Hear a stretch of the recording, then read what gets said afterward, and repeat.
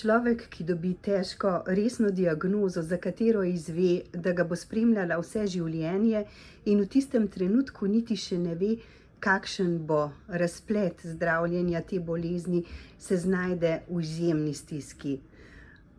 Pomoč, podpora sta pri tem zelo pomembni. Mnogi pa se namesto tega zaprejo vase kot školjka in to ni dobro. Dobro je imeti pri sebi prijatelja, nekoga, ki ti nudi vso podporo in ki ti pomaga prebroditi težave, priti iz najtežje krize. Zato včasih človek pri tem potrebuje tudi spodbudo, tudi strokovno pomoč. Nam lahko poveste nekaj o tem iz svojih bogatih strokovnih izkušenj? Ja, rekla bi vam pa tako, v življenju se znajdemo v hudih trenutkih in skoznje moramo na nek način res sami.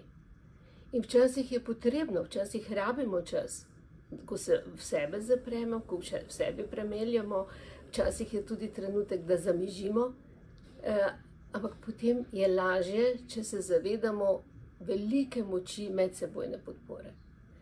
In potem iščemo in jo najdemo mogoče včasih pri najbližjih, včasih pri prijateljih, včasih pri tistih, ki podobno izkušnjo imajo. Najbolje pa je, če uspemo iz vseh teh, pa svojih čustev, pa upanja, pa hrepenenja, stkati mrežo, ki nas varuje, ko gremo skozi to novo obdobje. Jaz si predstavljam te hude bolezni, kot da te nekdo razpne vrvico čez prepad. Ti moraš sam priti čez to, ampak varuje te mreža tvojih prijateljev. Včasih lahko spregovoriš, včasih rabiš samo bližino, ampak ne smemo pa pozabiti, da zavest o hudi bolezni pretrese tebe, ampak pretrese tudi tiste tvoje bližnje. Kajti običajno težke bolezni, posredno vsaj, lahko zelo globoko posežejo tudi v življenja tistih, ki so s tabo povezani. In takrat tudi oni rabijo malo časa. Seveda pa, kaj je tisto? Tista topla naklonjenost, pripravljenost, da ti nekdo stoji ob strani in pa iskrenost, to rabiš. Da veš, da je nekdo ob tebi. Ampak ne pozabimo, sam moraš tudi nekaj narediti, da ta nekdo, ki je nekje, pride lahko do tebe. Kako pogosto pa posamezniki, posameznice poiščejo pomoč pri vas? Kako pogosto potrebujejo svetovanje? Vemo, da zdaj že 2 leti sodelujete tudi pri spletnem svetovanju, ki je na voljo bolnikom s krvnimi raki. Kako pa je pri tem zagotovljeno za pomoč bolnicam z rakom na prsih? Človek bi rekel, da včasih dovolj, pa nikoli čisto zadosti. Mi imamo tudi pot k okrevanju, mi imamo na Onkološkem inštitutu pomoč, mi imamo tudi preko društev pomoč, samo pomoč.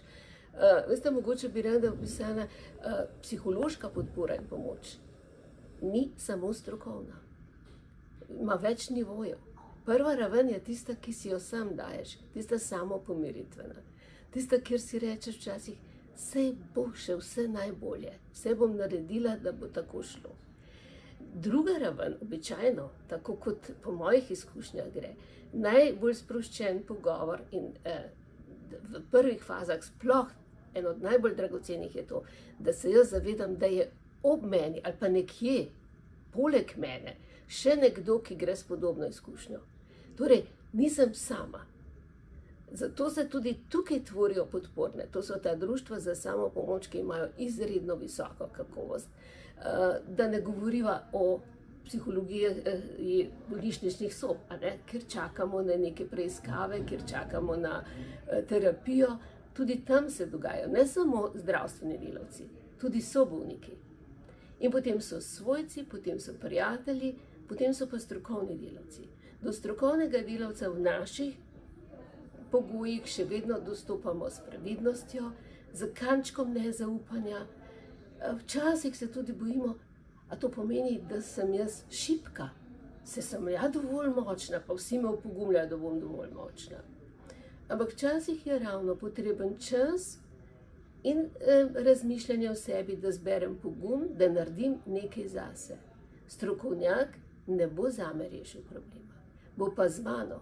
Mi bo tako kot moji bližnji zrcalil. Morda mi bo pokazal še kaj, kar sem spregledala. Ali pa mi pomagal, in to je končni cilj vsega, da jaz v sebi najdem moči za sebi najboljšo pot, po kateri bom ob bolezni se čim bolj izpolnjeno vrnila v življenje.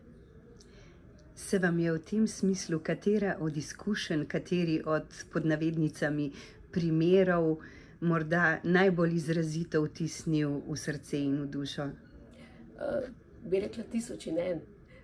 Ampak da ne bom, najbolj me je ganilo, ko ljudje, ki sami se borijo z boleznijo, pa včasih niti ni najhuje z boleznijo, ampak tudi s posledicami, stranskimi učinki, kot bi rekli v vojaškem žargonu, za kolateralno škodo zdravil, zdravljenja. Ne? Ljudje v takih stiskih pa vidiš, ko najdejo, prisluhnejo drugemu. Ljudje, ki grejo ki svojo bolečo izkušnjo, razumejo smisel te stiske in čutijo potrebo, da tenkočutno prisluhnejo sobolniku in mu pomagajo. Takih je veliko, to so biseri, ne morejo vsi in ni potrebno, da vsi naredijo. Ampak če to zmoreš, tim ljudje me pa kar mal osupnejo in kar jih smatram zmagovalce življenja. Ne? Oni so iz svoje bolečine naredili biser, pa ni bilo to zadosti. Oni so ta biser tudi delili z drugimi. Ne?